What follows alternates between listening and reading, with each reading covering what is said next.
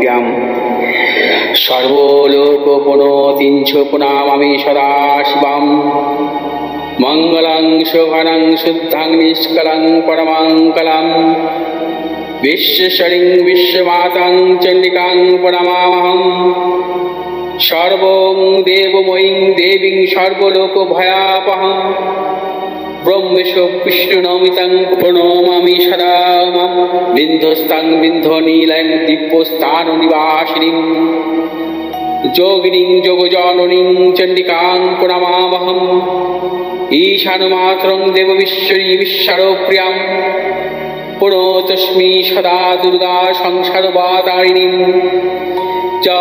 ইদং পঠতি শস্ত্রং সিনমাদুপাপি যে নর সমুক্ত সর্বপাপভ্যো মোচতে দুর্গায়ুষ্যঃ ওং আয়ুর্দেহি যশো দেহি ভাগ্যং ভগবতী দেহি মে পুত্রাং দেহি ধনং দেহি সর্বান কামস্য দেহি মে প্রচণ্ডে পুত্রদে নিত্যং সুপ্রীতি শিরোনায়িকে কুলোত্তত্তি করে চক্রে জয়ং দেহি নমস্তুতে রুদ্রচণ্ডী প্রচণ্ড সাহসী প্রচণ্ড বলশালিনী রক্ষমাং সর্বত দেবী বিশ্বেশ্বরী নমস্তুতে দুর্গে তারিণী দুর্গে তং সর্বাশুভা নিবারিণী ধর্মার্থ মোক্ষদে দেবী নিত্যং মে বরদা ভব দুর্গে দুর্গে মহাভাগে তাই মাং শঙ্করে প্রিয়ে মহিষা সিংহ মদমত্তে প্রতস্মি প্রসীদ মে হর পাপং হর ক্লেশং হর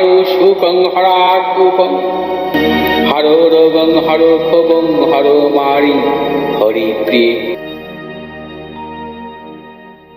নমস্কার, আমি পণ্ডিতজি ভিঘুষী জাতক। আজকের পর্বে আপনাদের স্বাগত জানাই। আজকের পর্বে ফল হারিণী অমাবস্যাকে উপলক্ষ করে আপনাদের 10টি মূল্যবান টোটকা বলবো, যা সঠিকভাবে করতে পারলে নিশ্চিতভাবে বহু সমস্যা থেকে মুক্তি পাবেন। 1.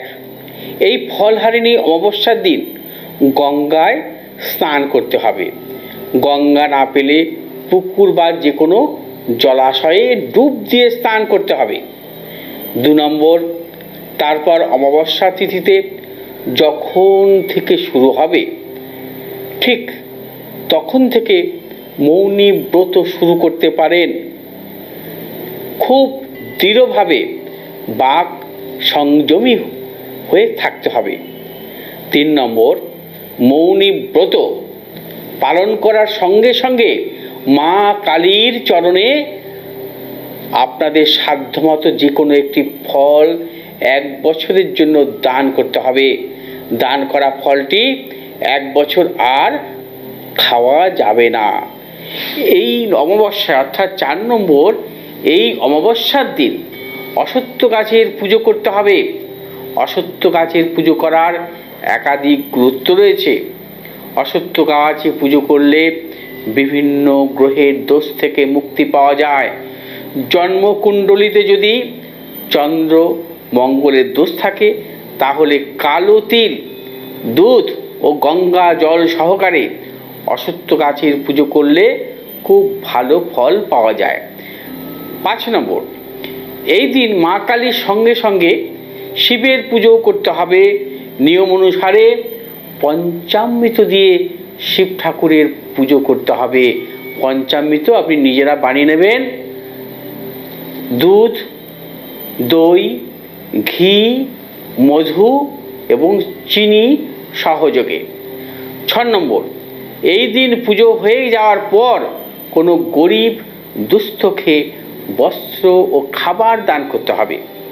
7 নম্বর, লেখাপড়া করা শিশুদের এই দিনই পড়াশোনার জিনিস দান করা যেতে পারে।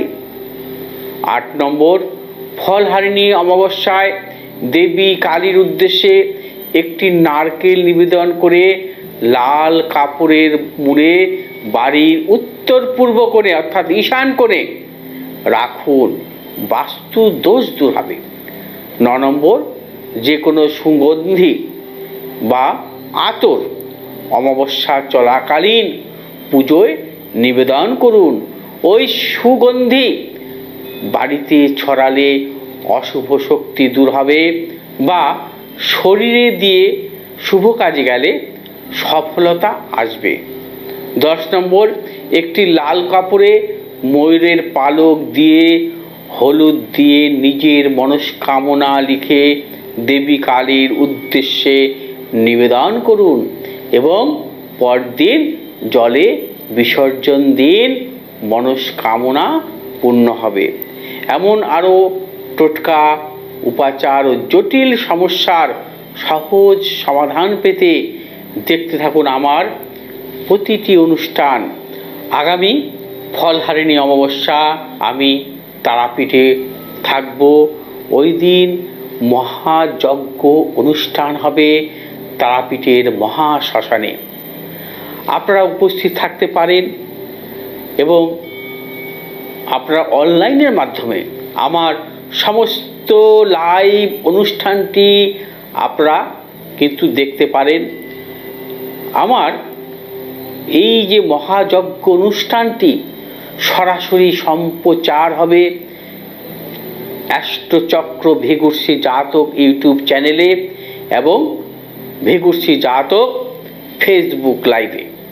আপনারা সম্পূর্ণ অনুষ্ঠানটি, লাইভ অনুষ্ঠানটি দেখবেন এবং যদি সম্ভব হয় গ্রহদোষ খণ্ডনের জন্য আপনারা কিন্তু উক্ত নাম্বারে যোগাযোগ করে আপনারা উপস্থিত হতে পারেন তারাপীঠের মহাযজ্ঞের এই অনুষ্ঠানে। আপনারা অবশ্যই উপস্থিত থাকবেন এই আশা রেখে আরেকটি কথা বলবো, যদি আমার এই ভিডিওগুলো আপনার ভালো লাগে শেয়ার করবেন, লাইক করবেন, সাবস্ক্রাইব করবেন, পাশে থাকা বেল আইকনটি টিপে সাবস্ক্রাইব করবেন যাতে আমার পরবর্তী ভিডিওর সমস্ত নোটিফিকেশানগুলো আপনাদের কাছে চলে আসে। ভালো থাকুন, সুস্থ থাকুন, নমস্কার।